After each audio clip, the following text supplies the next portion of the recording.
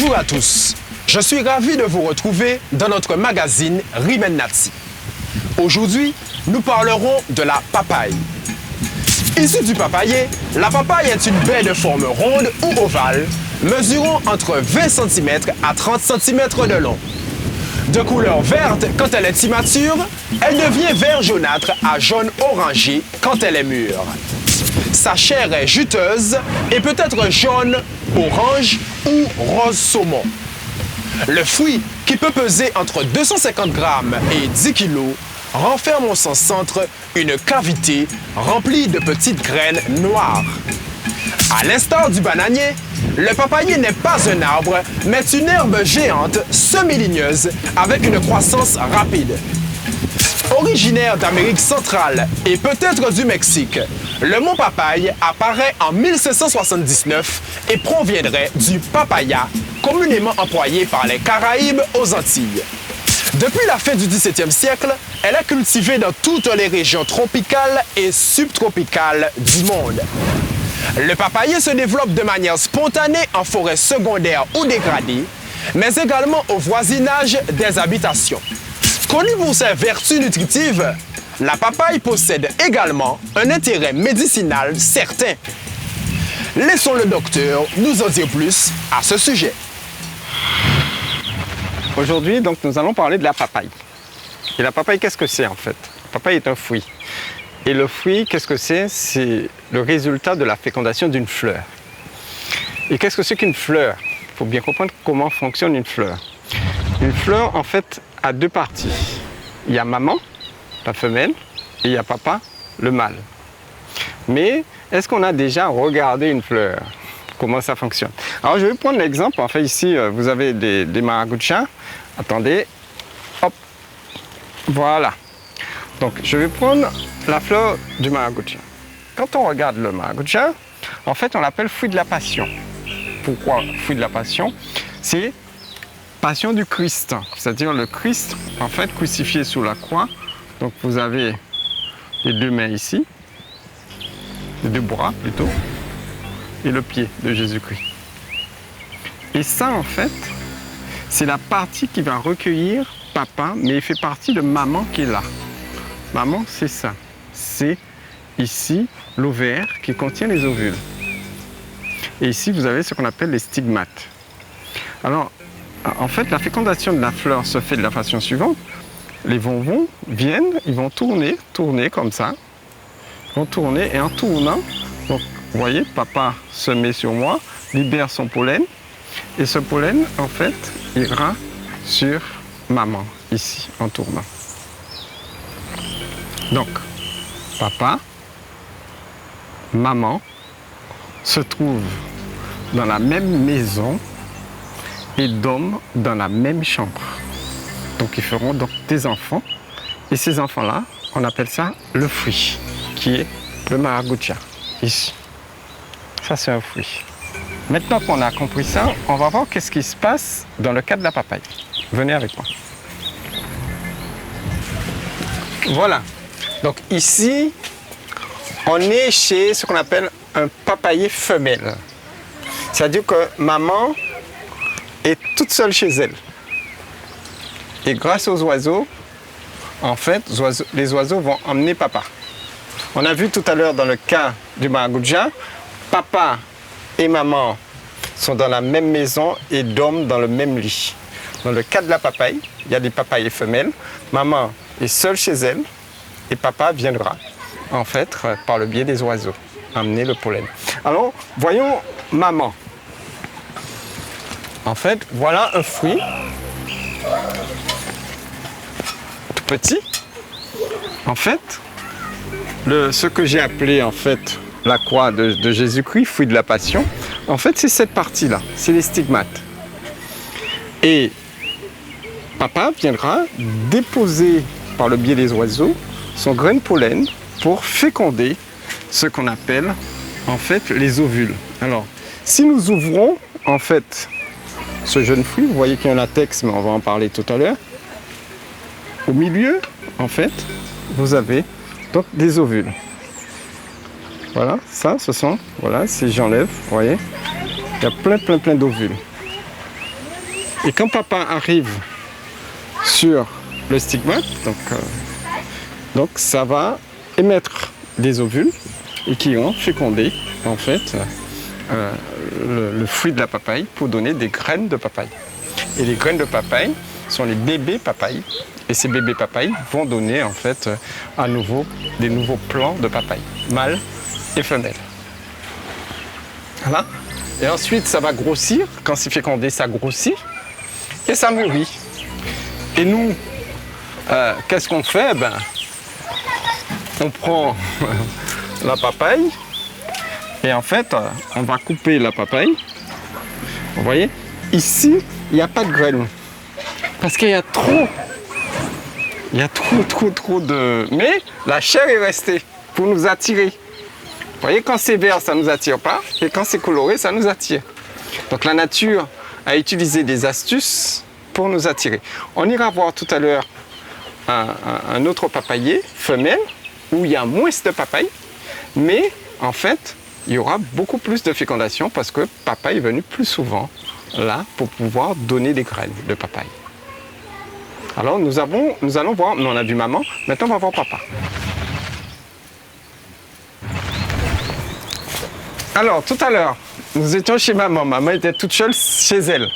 Maintenant nous sommes arrivés chez papa. Vous voyez, papa est tout seul chez lui. Et c'est pourquoi on parle de papayer mâle et de papayer femelle. Dans ce cas précis, on s'aperçoit contrairement à Maraguja, où papa et maman dorment dans la même chambre et dans le même lit. Là, papa et maman sont dans des maisons séparées, forcément dans des lits séparés. Voilà. Et donc, vous avez plusieurs plantes comme ça. C'est le cas des quénettes, par exemple. Il y a quénette mâle et quénette femelle. Voilà. Et quand on va s'habituer à ça, on saura pourquoi il faut avoir un papayer mâle, un papayer femelle. Il ne faut pas couper parce que ça ne porte pas de fruits. Mais si vous n'avez pas un papayer mâle, vous n'aurez pas en fait forcément des graines. Donc vous n'aurez pas de bébé. La graine, c'est le bébé. Alors, je vais vous montrer un petit peu. Hop, je vais cueillir donc, hop, la fleur. Et je vais vous montrer un petit peu comment fonctionne papa. Parce qu'on a vu comment fonctionne maman tout à l'heure. Alors, donc, voilà donc la fleur du papayer mâle. On va ouvrir cette fleur. Donc, on va ouvrir donc, le pétale ici, qui est en forme de tube. Et ici, vous avez donc les grains de pollen, ici, en jaune, qui viendront en fait grâce au colibri. Le colibri, qu'est-ce qu'il fait? Eh bien, il met son bec ici, il entre pour aller chercher du nectar qui est au fond, et en ressortant, en fait, il ressort avec du pollen. Il va déposer en fait sur la fleur femelle et il y aura fécondation.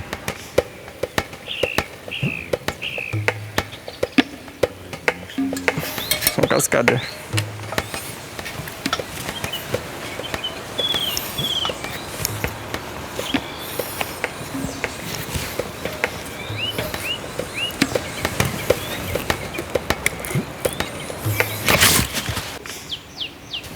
Hop. Non, c'est bon, c'est bon, c'est bon. C'est ça qui est bien. Montrer que le soldat blessé n'est pas mort.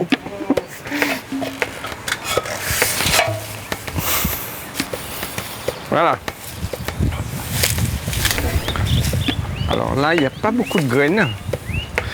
Donc ça ne va pas être intéressant non plus. Parce que les oiseaux ont déjà mangé. Alors on prendra un autre.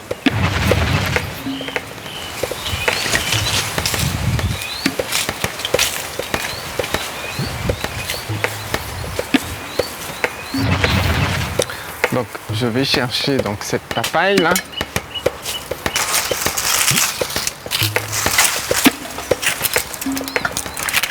Voilà. Voilà, donc on va ouvrir la papaye.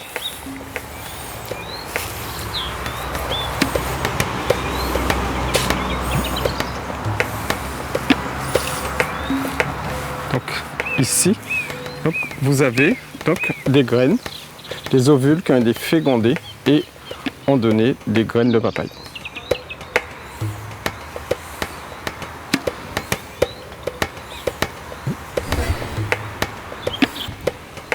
Donc, maintenant qu'on a fait la connaissance de papaye mâle, papaye femelle, donc c'est plus un secret pour vous. Maintenant, ce qu'il faut savoir, c'est que les botanistes, pour pouvoir reconnaître les plantes dans la nature, ont donné des noms, ce qu'on appelle des noms scientifiques. Et le nom scientifique, il y a toujours un nom et un prénom. Par exemple, dans le cas de la papaye, son nom c'est Carica, son prénom c'est Papaya. Parce que le nom Carica c'est le nom de genre et Papaya c'est le nom d'espèce. Si on prend le cas par exemple, on a vu tout à l'heure le Maracuja. C'est Passiflora le nom et Dulis le prénom. Pour Maracuja. Et pour différencier de sa sœur, la pomme niane, on dira Passiflora lorifolia. Voilà. Et pour le différencier par exemple de la barbadine, qui est une Passifloracée, on dira Passiflora quadrancularis. Voilà. Maintenant revenons à la papaye. Donc on connaît maman, on connaît papa, on connaît son nom, on connaît son prénom, Carica papaya. Et la plante appartient à une famille, comme moi j'appartiens à la famille Joseph. Donc la papaye appartient à la famille des Caricacées. Maintenant qu'on connaît tout ça, il faut savoir que cette plante a été utilisée en médecine traditionnelle. Mais avant d'être utilisée en médecine traditionnelle, les gens ont d'abord utilisé le fruit de la papaye. Et la première préoccupation de l'homme, c'est avant tout se nourrir et ensuite se soigner. Et c'est comme ça qu'en fait les hommes ont découvert les propriétés des plantes. C'est parce qu'ils ont consommé des fruits et ils ont vu que les fruits avaient des répercussions sur leur santé. Et dans le cas de la papaye, en fait, l'homme a fait beaucoup d'observations. Par exemple, parmi les observations, ils ont constaté quand ils croquaient par exemple les graines de papaye, comme ça, ils prenaient des graines de papaye, donc qu'ils croquaient, ils avalaient, et ils ont vu qu'ils avaient moins de verre. Et c'est à ce moment-là qu'en fait, ça a permis aux scientifiques de constater que les graines de papaye possédaient une activité anthelmintique contre les vers. Ensuite, ils ont mangé le fruit de la papaye. Et à manger le fruit de la papaye, la partie, donc ce qu'on appelle la pulpe, ici, cette pulpe est de couleur jaune. Et tous les fruits de couleur jaunâtre, orangée, contiennent des substances qu'on appelle des caroténoïdes, des substances qui sont très proches de la vitamine A. Et la vitamine A est une substance dite antioxydante. Et une substance antioxydante, c'est une substance qui nous protège contre le vieillissement cellulaire. Donc quand nous allons manger de la papaye, donc on va pouvoir protéger nos cellules contre le vieillissement. Parce que ce sont des substances dites antioxydantes.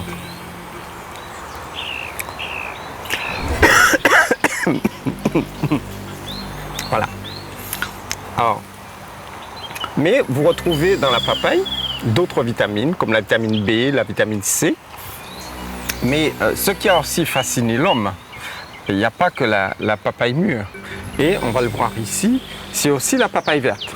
Alors, si on se rapproche de la papaye verte, regardez.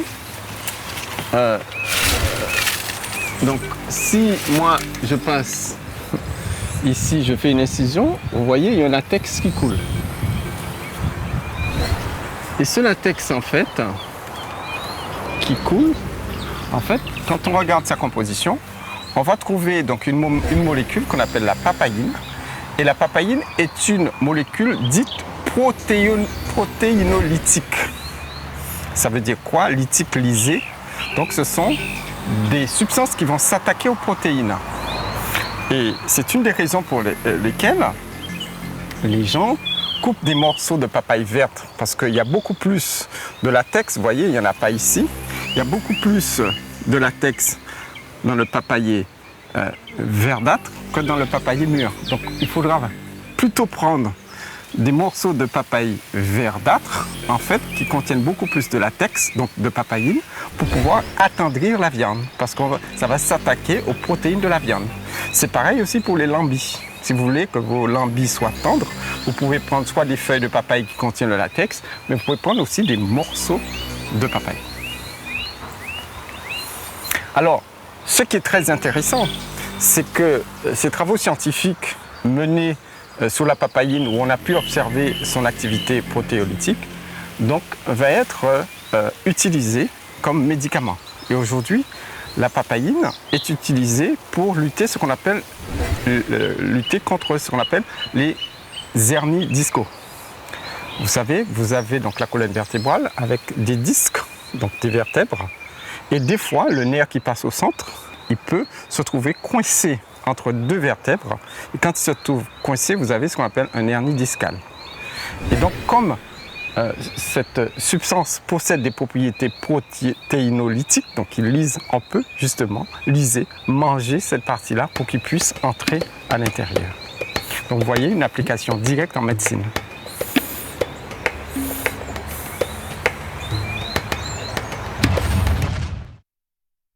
La papaye, appelée scientifiquement Carica papaya, appartient à la famille des Caricacées. La papaye est un fruit riche en nutriments et en eau. Elle est peu calorique et possède un index glycémique faible égal à 55. Rappelons que l'index glycémique représente la capacité d'un aliment à élever la glycémie après un repas.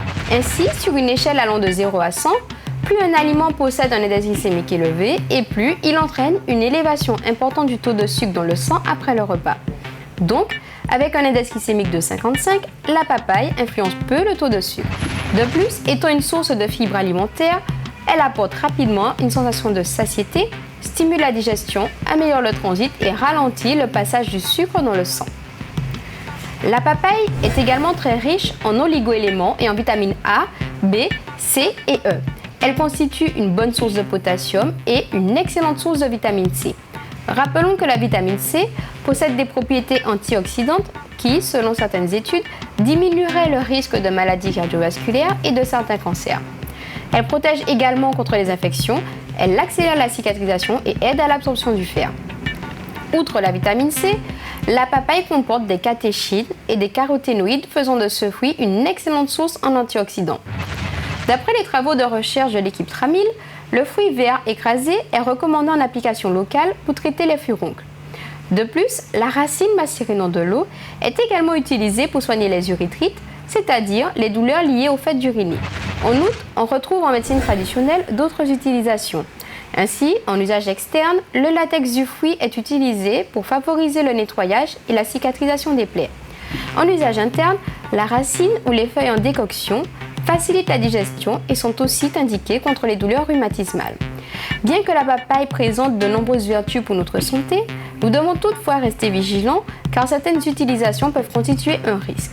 En effet, compte tenu de sa teneur en potassium, la papaye doit être utilisée avec précaution dans l'alimentation des patients traités par des anticoagulants.